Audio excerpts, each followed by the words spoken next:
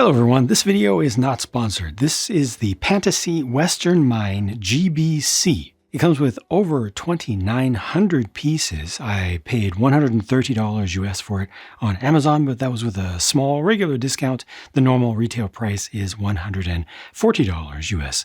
GBC, if you're not familiar with it, stands for Great Ball Contraption. And it is a little side niche hobbyist thing where people put together whole builds and scenes and things that move balls around, and it creates basically automated marble runs that run continuously. Around the back of this is a USB-C little input to give it power. No battery pack is included, so you need to either have your own, like power converter or regular USB charger, or one of these battery packs of any sort of size, and just plug that in right there. Push a little button on the back, and a conveyor belt starts to go, and it starts to shift these large gold nuggets around.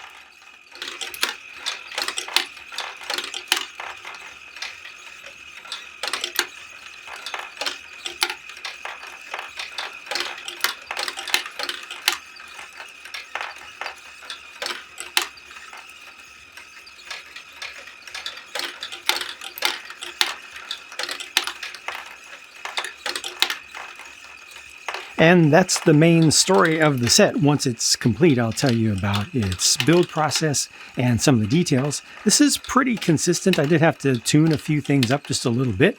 Every once in a while, one of these balls will jump out of the well here, out of the pit. But most of the time, with a little bit of tuning, you can get it to be pretty consistent and pretty reliable. Most people, most of the time, I believe, are going to have this just on display without running, without constantly running the conveyor, without having the little nuggets running around all the time. And so most of the value of this set, I think, has to be derived from just what you see here in its static form. Thankfully, it does have a nice amount of detail. It does have obviously a whole lot of verticality, a lot of depth, a lot of contrast. It has probably more colors than it needs. But honestly, the build process was not the smoothest, not the most enjoyable for this one. Actually, I have a little modification here using a couple of the leftover pieces. I put that there because this little minecart, by default, will fall out. Anytime you move this around, if you angle it towards you, it will tend to slide right on out. They should have put a little something at the end right there. But the biggest difficulty for me throughout the build process was just going through the instructions and determining what is dark gray versus dark tan versus brown versus dark brown. All of those colors, and then also black in some places. Those colors tend to look, and you know what? Also sand blue, this color right here, tend to look very similar in the instructions, especially with smaller parts. As of the time of the recording of this video, as of the time that I built this, they did not have the digital instructions published yet. Pantasy has thankfully finally come to their senses and started publishing digital instructions without you having to email them proof of purchase. That was just a really terrible process. But in this case, they did not, as of this time, have the instructions posted up. So I just used the included, physical instructions included in the set, which you should be able to do. But again, like I said, the distinction between some of the colors was difficult, and that definitely slowed me down throughout the process. And yeah, it just made it not the most fun when I would come to a part where I needed a certain piece in a certain color, and then I didn't have it available anymore. And I know that 99% of the time when I am looking for a part and it's not available, I don't have it, it's not because the piece is missing. It's not because the manufacturer made a mistake. It's because I made a mistake. Either that part is still on the table somewhere, or it's stuck in a bag, or it has fallen off the side of the table and is on the floor somewhere, or most likely in my case, I've already used the piece somewhere that I should not have because I got confused with the colors. And that did happen quite a bit throughout the build of this. Also, because it's so tall and you can clearly see that it's fairly spindly, some of the sub-assemblies, like adding this crane tower back here, were a little bit tricky. Actually, did I? I thought I saw evidence that I didn't quite have it attached just right there. I had to be extra careful putting them together. It wasn't the most durable thing during the process of assembling it. Once everything is put together, things tend to lock each other together, but the individual subassemblies as well as the incomplete subassemblies just tend to be a little bit too loose and wants to kind of push each other apart if you don't have everything lined up perfectly. Like all of these, this is very stilt-like, right? So getting all of this attached onto the top of that just, required a little extra care. So as a result, I don't recommend a set like this to newcomers. I would not recommend anybody buy this as their first ever Pantasy set. Maybe not even their second. You definitely want to have some prior knowledge, some prior experience, get used to the feel of the parts, which is generally just good. But I don't know, some people are much more picky about the very fine details of part shapes. For example, with Go Bricks, this company uses Go Bricks, which is the biggest, I believe, the biggest alternate manufacturer of parts out there, and they're very good in quality generally. But their parts, most of their parts, have no logos on the studs because they sell to all sorts of different companies, and just the feel of that is a little bit different. The feel of how they settle down is different from other manufacturers. When you push parts together, it feels good to me, but if you're not completely used to that, it might feel foreign to you in some way. Also, I have to point out that this has a single plate base, which is a very strange decision because it's made of 16 by 16 plates. So your main base here is 32 by 32, which is nice. It's a very common size, but it's attached, especially down the center line, mostly with just a few of these tiles, these 2x2 round tiles, which round tiles have less connecting force, less clutch power overall than square ones, typically. Just the way that they're designed. And you've only got a few of them in there. So when you pick this whole thing up, it might flex a little bit. The base might flex a little bit. And these tend to pop up, especially the one right back there in the center tends to pop up and separate, which I've found to be just annoying as well. So and a few little quirks here, things that I didn't enjoy about this that definitely made it a little bit slower and required that I correct some things along the way. Interestingly, the mechanism is probably the most surprisingly reliable and good thing here. It works well. It went together well the first time. And there are some points where you can tune things. Like I say, you can tune the angle of this right here, which thankfully is taller. This fence is taller than on the other side, which makes sense. Tune that and it'll change the speed of the average ball that comes through here, just based on, you get it a little bit more vertical. It forces them to stop. You also tune the angle of this little bit of chute right here, up and down. And also the angle of this fence out to the side. Those are good things to work with. Otherwise, every once in a while, you might have seen it once, but on occasion, some of the balls will come out. They hit this hanging thing here, but then they have enough force that they're able to actually jump out of the well. And tuning will reduce that down. You just see what's going on. What is being skipped or what is being bounced off of? Where are you getting too much speed? And you can make some adjustments and it ends up being pretty good. Still not 100% though, I would say.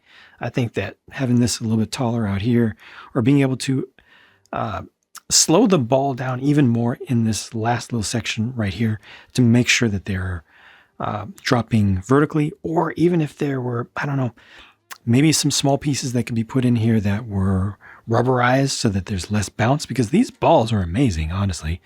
They are very hard and consistent, and the coating on them, that gold, is beautiful. It shines so much, but they do bounce. They do tend to bounce quite a bit for something that's not intended to be bouncy. And so you do sometimes get them just bouncing out of this.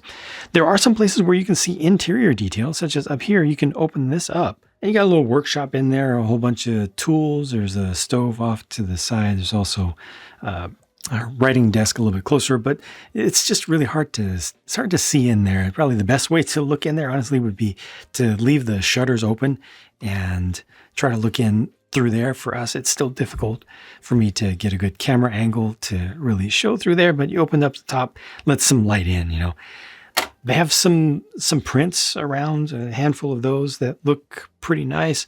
These things are just for show, they just rotate, just pulling off an auxiliary gear train just to have something else that's moving, but ultimately it's just the conveyor belt that is actually powered, and then everything else is just passive.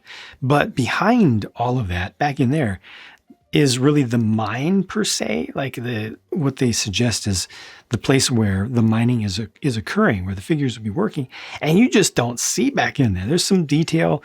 I don't know if you're gonna maybe from some angles. Can I get that? Can I manually zoom back there right now? Oh yeah, I think you can just barely see a little bit, a little hint of some equipment down on the ground in there. There's a whole scene that you build in there, but access to that space is not great once it's done.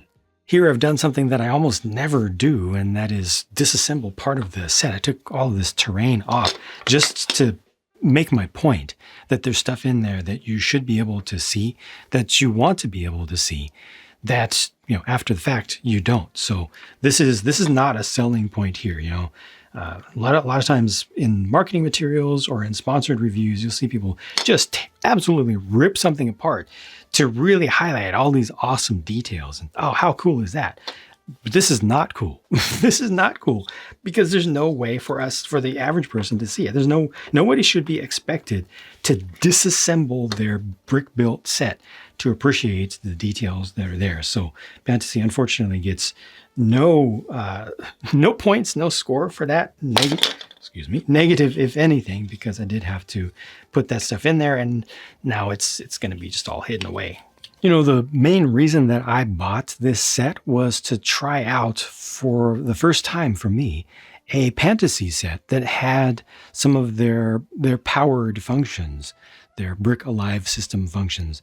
This one has just a single motor in it. I just want to see how that would work and how their gears are. Their gears are actually really good. The material science that they've used seems to be solid. Oh, I almost forgot to mention, there are 2 gears in this, 2 small gear sizes, very, very small gear sizes that are available in the same bag.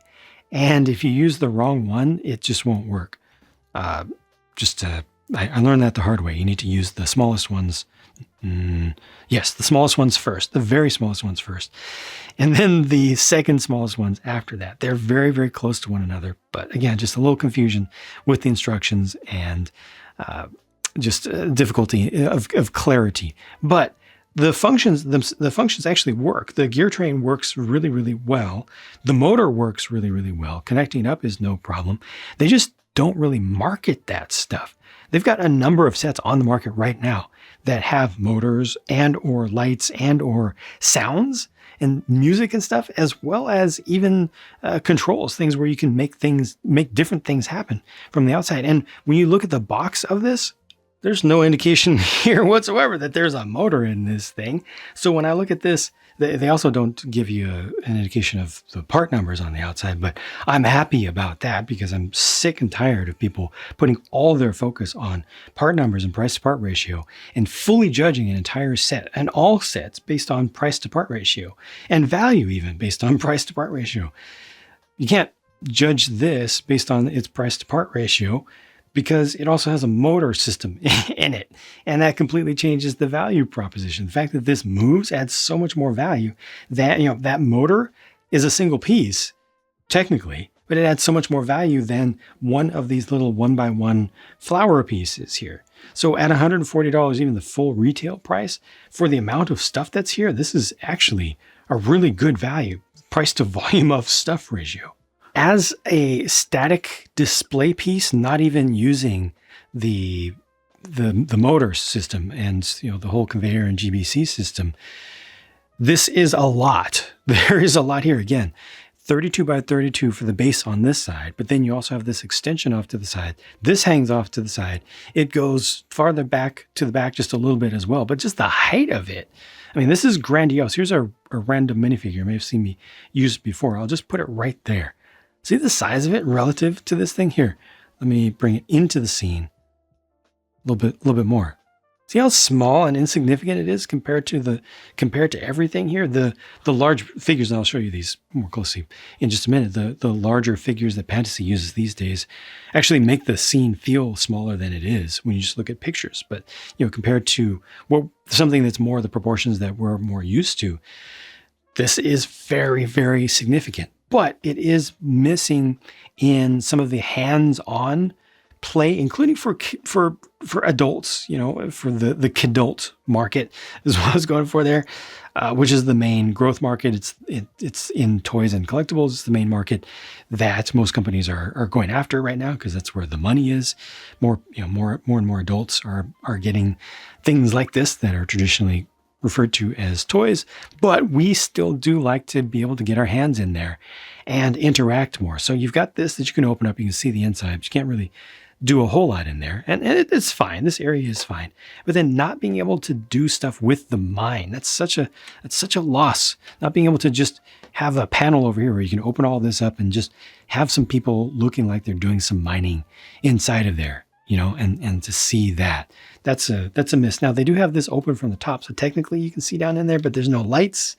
So I just can't give them great credit for that. And that's not just with the looks, but also the hands-on, tactile experience that I know that a lot of people want, even when they are adults.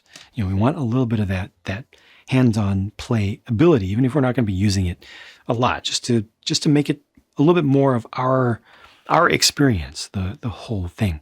Thankfully, this does look good from all sides, because they put all the parts in to finish this out and finish a lot of this here. Like, this doesn't really have a camera unfriendly side to it. Obviously, it's more interesting from over here, but it's very complete from a certain perspective as a static thing. But once you start getting your hands on, it's mostly just the wonder of the marble run and how it works. And it doesn't quite work as interestingly as I thought. Like, once one of the marbles gets to the top, once one of the nuggets gets to the top, it comes back down to the bottom pretty quickly.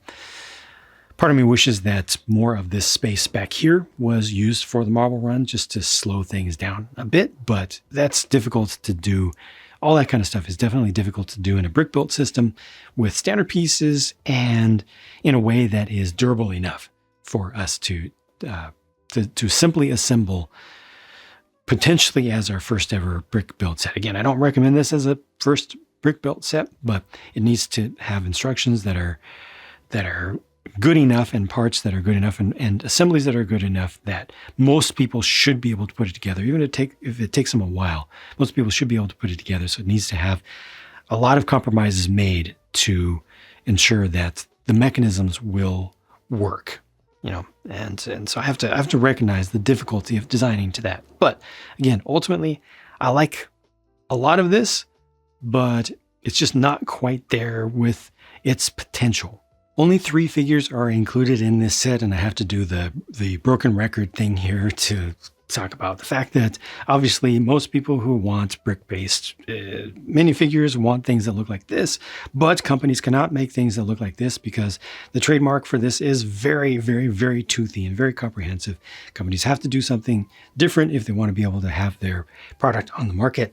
Pantasy ultimately came up with a unique design, unique to them, and I think this is a completely valid design. I like the design. Not everybody likes it, though. I completely understand that, and it's different, and the bigger heads make for something that's a slightly different size overall. Also, they don't have bending legs, so they include sitting legs as alternate parts for each of the figures, which is cool and all as a compromise, but I personally wish that the legs simply would be able to bend, be able to rotate. But I think that they've got a really good design here that if somehow this company is able to really dig into the market and their future products just get more and more and more people interested, I think you'll start to see these viewed as legitimate collectibles, just like these are over here, because neither of these is accurate. Neither of these is objectively good. They're just different. They're both completely super deformed little figurines, but there's a lot of validity to this approach, the chibi approach, extra super deformed with the large heads. And I think Pantasy has a good thing here. It's just not for everyone. Looking at some of the equipment, honestly, this is very late Western. This is like early 20th century Western, so mixing it in with other say mid-19th century Western scenes might not work so well for folks who are really sticklers for historical accuracy and appropriateness of items given, included in a given scene and everything. But I still think that this has a space. I still think that this will work for a number of people's displays. And you can even kind of pull it up into mid-20th century, I think, and just see it as slightly older equipment. But yeah, I like it overall. The build was a little bit rougher than I expected. The mechanism works most of the time.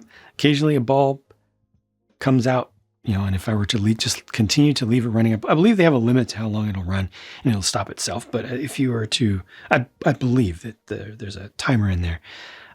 But if you were to keep it going, eventually all of the nuggets would come out. Just from my experience so far, I need to work on tuning it a little bit more, but it might need just a little bit of modification to make it 100% where those never